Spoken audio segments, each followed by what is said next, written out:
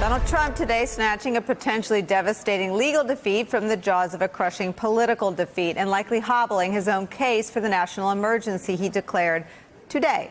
That national emergency for border wall funding, breaking norms and potentially laws, and costing the president support among Republicans in Congress and among many high-profile members of his base. But to get to his wall and to deliver on one of his signature campaign promises, he had to declare an emergency, right? I could do the wall over a longer period of time. I didn't need to do this, but I'd rather do it much faster. And I don't have to do it for the election. I've already done a lot of wall for the election, 2020. And the only reason we're up here talking about this is because of the election. What? Who says that out loud? And if you're looking for a halfway decent analysis of the legal mess Trump made for himself this week by usurping the power of the purse from Congress, Trump gave us that too. We will have a national emergency, and we will then be sued, and they will sue us in the Ninth Circuit, even though it shouldn't be there, and we will possibly get a bad ruling, and then we'll get another bad ruling, and then we'll end up in the Supreme Court, and hopefully we'll get a fair shake. And apropos of nothing other than the fact that Donald Trump tweeted this morning about the 25th Amendment and made these comments as though daring his cabinet to just, toss it around as a possibility. Here are some of the other bizarre moments from today's unhinged performance in the Rose Garden. I never did politics before. Now I do politics. I use many stats. Could you share those stats with us? Let me tell you, you have stats that are far worse than the ones that I use. But I use many stats. I want to wish our new Attorney General great luck and speed and enjoy your life. Rush Limbaugh, I think he's a great guy. He's a guy who could speak for 3 hours without a phone call. Try doing that sometime. Ann Coulter, I don't know her. I hardly know her. I haven't spoken to her in way over a year. I like her. But she's off the reservation. You're CNN. You're fake news. You have an agenda. This administration does a tremendous job, and we don't get credit for it. He had rocket ships, and he had missiles flying over Japan, and they had alarms going off. You know that. Now, all of a sudden, they feel good. They feel safe. I did that. My button is bigger than yours, and my button works. Remember that? And people said, Trump is crazy. Wait, because she said it better than I can. Here's Ann Coulter. More than any other presidential mandate in the history of the nation, Trump's mandate was to build wall up. No one thought, oh, yeah, look, he was governor of the biggest state in the union. He used to run the CIA. He was Reagan's vice president. He was, he was FDR's. No, it was one thing, the promise he made every single day at every single speech. Yeah. So forget the fact that he's digging his own grave. This is just, look, the only national emergency is that our president is an idiot. Peter.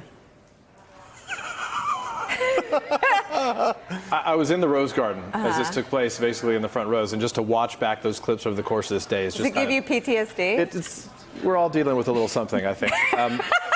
Here's the bottom line. This was remarkable for a bunch of reasons. Let's start with the ones that may actually matter here as it relates to the national emergency. The president erased, in our exchange there, he erased any doubt about his motivation for this national emergency, saying, I didn't need to do this.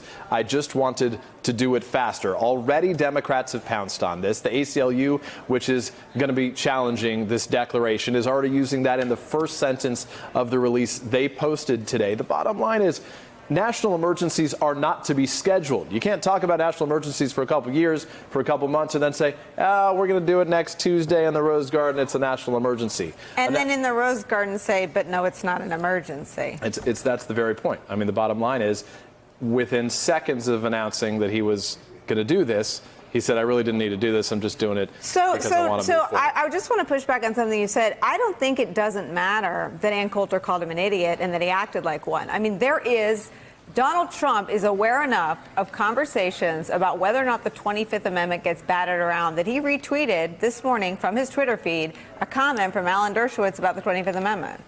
Yeah, well, the reason when we talk about Ann Coulter, though, the bottom line, you saw Laura Ingraham, you saw Sean Hannity, all these comments in recent days. The president addressed all of those relationships here. Ann Coulter is one. The president can say, I don't know Ann Coulter. The president has praised her in the past routinely. I can name 3 past occasions where he said things complimentary about her. But for a lot of those voices, there's not a lot of other places for them to go here, right? But here's the power of Ann Coulter, and I don't mean to, I never thought I'd find myself in this position.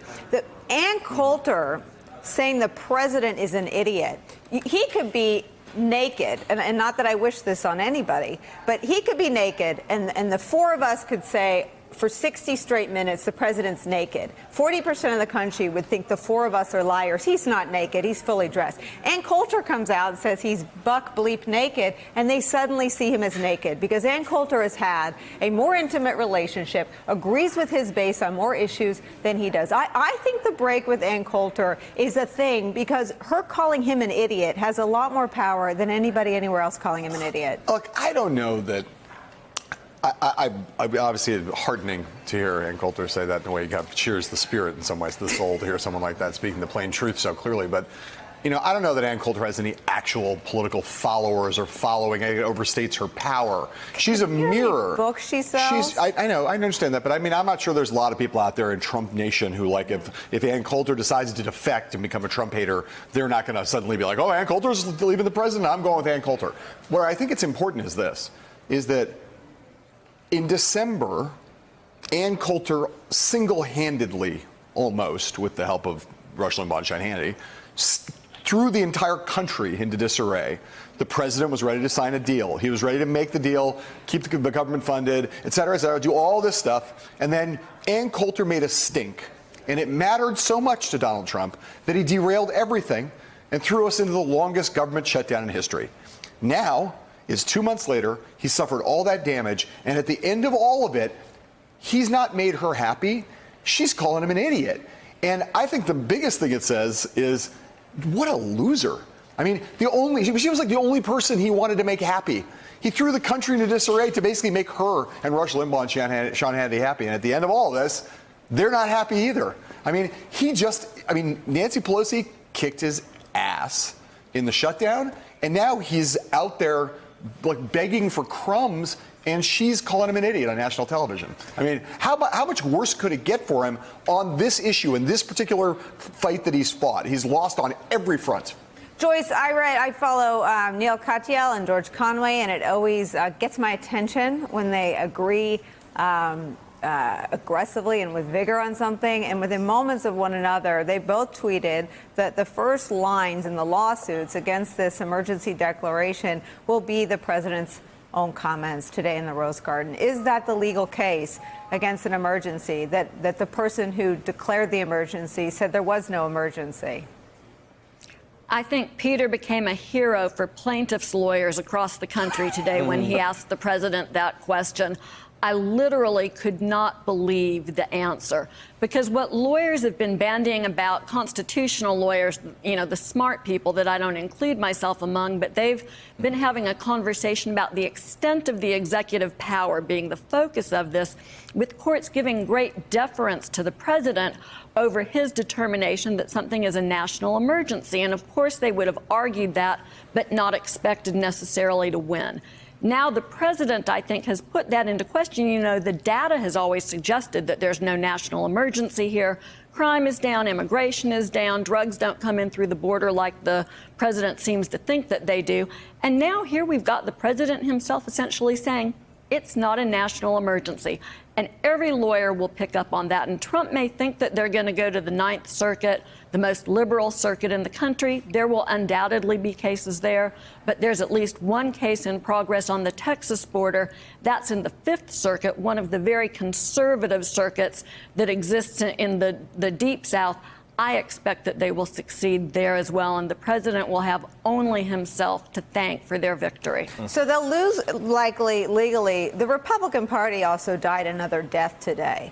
I texted Joe Scarborough, and I said, I know we say it a million times, but is this the death knell that there's anything conservative? He said, I've completely given up predicting how low Republicans will go for this guy. I mean, this is a Republican Party that screamed from the rooftops when President Barack Obama Obama issued an executive order that happened to also be about immigration. This is a vice president in Mike Pence who was among the loudest screamers. This was a party that made this such a political issue. This is a party that laid down today and begged Donald Trump to drive his choo-choo train over their dead bodies. And this is a party who sued Barack Obama when he took executive action for Obamacare subsidies and won on the issue that it was executive overreach and that the power of the purse rests with the Congress, not with the White House. There are a few Republicans who are very uncomfortable about this and who came out and said that they wish that the president would not do that. So it is not completely uniform. I counted one. John Cornyn yesterday. Well, yeah. Right now, Mitch McConnell. Right beforehand, Mitch McConnell was among those people saying, no, you shouldn't do this. No, this is a bad idea. It's a bad idea. I will support the president declaring a national emergency. So the ones that didn't flip, I counted one. Were there more than John Cornyn today?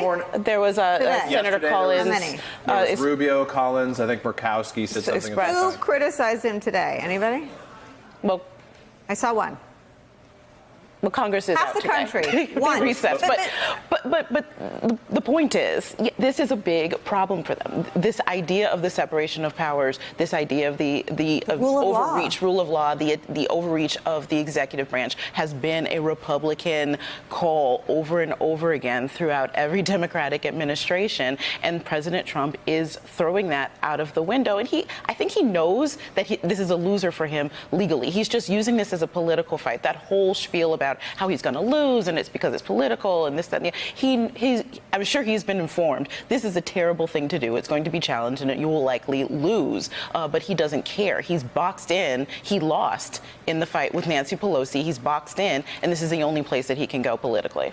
Well, if you're a Republican and you want to be the president, you're not 70 like most of them in the Senate. You today read a book about what Republicans used to sound like and talk like and act like, and you come out aggressively against this. You join Neil Katyal and George Conway's legal argument against it.